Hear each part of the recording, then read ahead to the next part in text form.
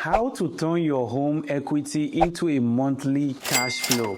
This is exactly what I'm discussing in this video. You see, your house isn't just a place to live, it is a cash flow machine you are probably not using right now. So right now, your house is probably sitting on your driveway and is the most expensive asset you probably ever own, and it's just doing nothing for you, and it's even costing you money every single month because you have to do the maintenance, you have to do the landscaping, you have to pay insurance, among other things.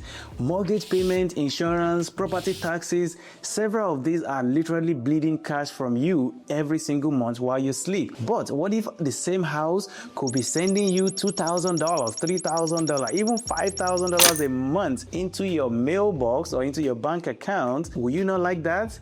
That is exactly what this video is all about. Now, most homeowners don't even realize that their home equity, which is the difference between your current home value and your mortgage balance, can be used to build generational wealth or even a monthly cash flow into their bank account. It can fund your retirement and it can give you that peace of mind you are looking for. I have helped over 200 clients to turn their home equity into a monthly mailbox money, and I'm sure I can do the same thing for you. And above all of them always say one thing: I wish I did this sooner than now, because they've been able to realize the opportunity that home equity was able to do for them. Now, the secret is not some free financing hacks or some complicated strategy. It is something very simple and very fundamental that I'm going to walk you through in this video step by step. So you want to make sure you stick around, because I break down this strategy for you in a very, very simple way. Now, I must warn you that do not use your home equity without proper education or proper guidance.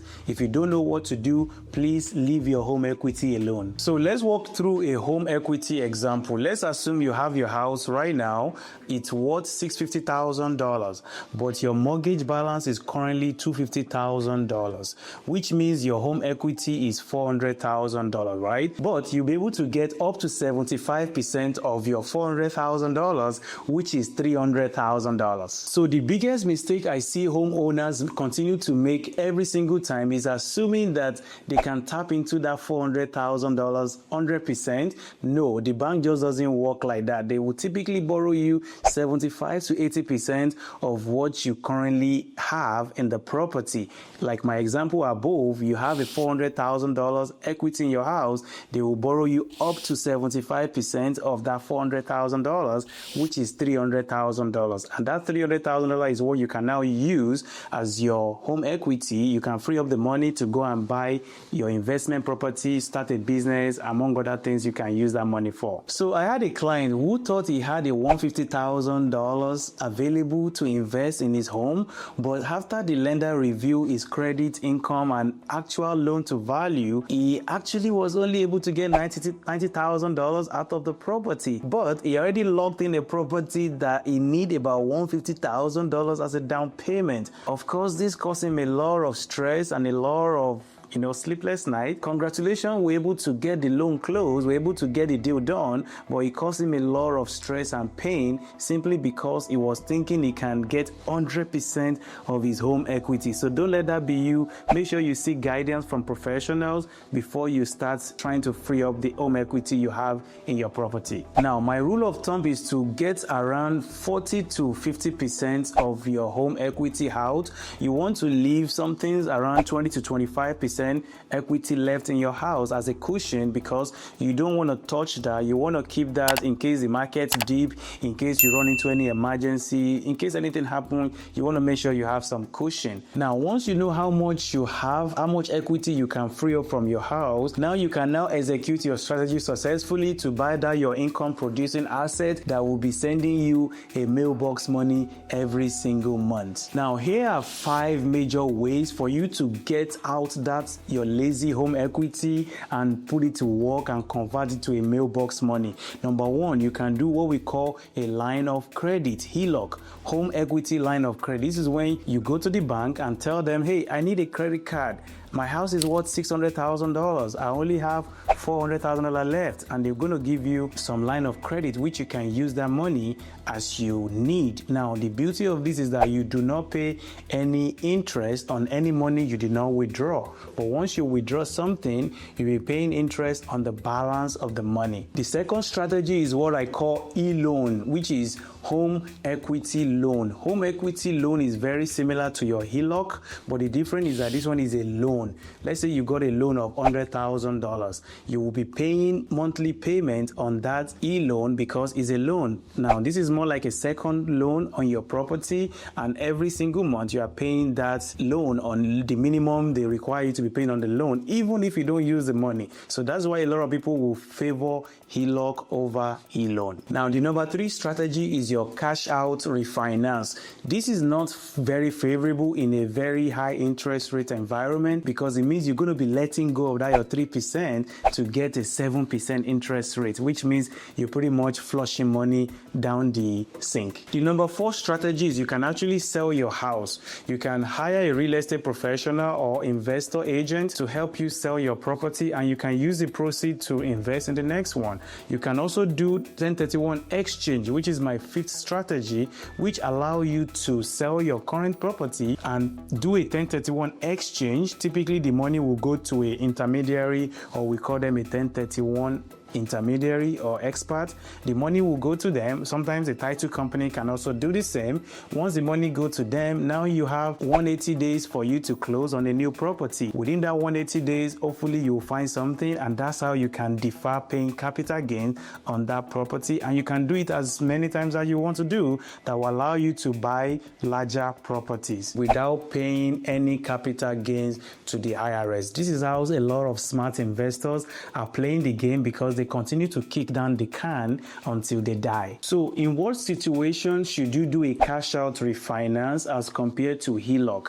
You see, cash out refinance and HELOC are the 2 major options that a lot of people always use to free up the money in their home. So in a high interest rate environment, what people will do is to leave their 3% interest rate alone. Then they will go get a HELOC of, let's say the HELOC is going to be 7%. So they kept their 3% interest rate on their existing loan. Let's say the balance is $500,000, but they have equity around $250,000. So they will go get HELOC of around $200,000. Now they will be paying interest on the amount they draw from that $200,000. So that is how HELOC is used typically. Now for cash out refinance, here is how it works, right? Cash out refinance is better when the interest rate is at least 1 point lower than your existing mortgage. Let's say you currently have a 7% interest rate. You can do a cash out refinance and get a 4%. That means you're saving 2 points, right? Which makes sense because you can now refinance that your house that is worth $600,000, but you only have $250,000 loan on it. You can now cash out refinance, cash out the money, and be able to get a lower interest rate and also free up some money for you to invest in real estate or in the business you want to do. Because the cash out refinance will give you a lump sum of money at the closing table, and that's the money that you can now put to work to implement that your real estate investment endeavor that will be paying you monthly cash flow in your bank account. So here is a quick story of one of my clients. John is one of my clients from San Diego, California, and he refinanced into a higher rate just to access a $40,000, not realizing he could have gotten a HELOC and kept his 3% mortgage because he has no idea that, hey, what he's about to do will actually be costing him $400 every month from his bank account. So he reached out to me after he has made his mistake. Unfortunately, I couldn't do anything about it because he has really closed on the loan before we get connected. He reached out to me because he wanted to buy an investment property using the $40,000 from his cash out refinance instead of him doing an HELOC. So here are key factors you should consider when you are deciding between these options. What is your current mortgage rate? Do you have a lower interest rate? And also, how much do you actually need for you to do your next investment property? Now, will this investment actually cash flow enough to cover the payment on either you are getting e-loan or you are getting HELOC? And do you have a plan to use the money right away, or you don't know what you're doing. Now, when I'm working with any clients, I always want to make sure that I understand their entire financial picture. Why are they doing what they are doing? And we're going to be mapping out the best strategy and the worst case scenario for their specific situation. We're going to run the numbers with all the multiple options, and we look at the return on investment, also the return on the risk they are going to be taking. So if you are ready to take action, here are the 6 to 7 roadmaps that you can actually follow today to free up that your money, that your home equity, and convert it to a monthly cash flow. Number one, you need to get educated, and you can watch my video here that will walk you through how to buy your rental property step by step. Number two, you need to pick a strategy and master that one strategy, and also the property type. You don't want to buy all kind of property type, like you want to do mobile home park, you want to do self-storage, you want to do apartment complex, you want to do development, you want to buy land. It's just too much. You need to pick one strategy and stick to that strategy for at least 1 to 2 years. Now, the number 3 things you should do is that you want to hire an investor agent, and also an investor lender who specialize in real estate investment type that you are trying to do, and they completely understand the strategy. Because when you do this, it will save you a lot of time and headache, and of course money as well, because you can tap into what that agent and the lender knows, so that you don't have to make all the mistakes they probably say multiple times. Now, the number 4 thing is that you want to now get comfortable with deal analysis, and you can watch my video here where I walk you through how to analyze a rental property step by step. And that takes me to my step number 5, which means you have to now make an offer. No matter how much deal you analyze, no matter how much things you think you've learned, if you've never submit an offer, you cannot just get that property. You have to play to win. Play to win. And that takes me to the step number 6, which means you have to now do your due diligence on that property you have under contract, and of course get the property closed. Once you do this, the next step is to now decide on how do you want to manage the property. Do you want to self-manage like myself using hemlin.com, or you want to hire a property manager? Maybe you're a busy professional, you just don't have the time to manage property. And once you do this number 7, now you can now set it and forget it, and you can now start collecting your monthly cash flow in your bank account, or if you want them to mail you check, they can be mailing it to your house. It is not complicated. This is how you free up the money from your home and use it to turn it to a monthly mailbox money or monthly cash flow. Now, before you completely implement this strategy, I want you to take note of these things I'm about to mention for you. Number 1, you want to make sure you invest for both cash flow and appreciation. I know this is all about cash flow, but you cannot ignore appreciation, because the true wealth is built in appreciation. Now, here are a few criteria that you can actually use to identify a cash flowing properties. Number 1, make sure it cash flow from day one. That's why you want to make sure you know how to analyze property. Make sure there is a medium to low risk in terms of maintenance. You also want to consider a new construction in a Class B neighborhood. You want to buy in a landlord-friendly neighborhood and landlord states. And you also want to buy in a place that has a lot of rental demand, because no matter how beautiful your property is, if nobody want to live there, you're going to be vacant for a lot of time. And vacancy is going to cost you a lot of money, going to cost you a lot of pain, and eventually you will regret your action. And the last thing you want to consider is maybe you should buy a small multi-family, like your duplex, triplex, fourplexes, or if you have a lot of money, maybe buy 10, 20 units apartment complex, because you buying a small apartment complex or a small multi-family, they have a better income to risk ratio. That is, if you have 10 units, if 5 is occupied, 5 is vacant, you still have some income.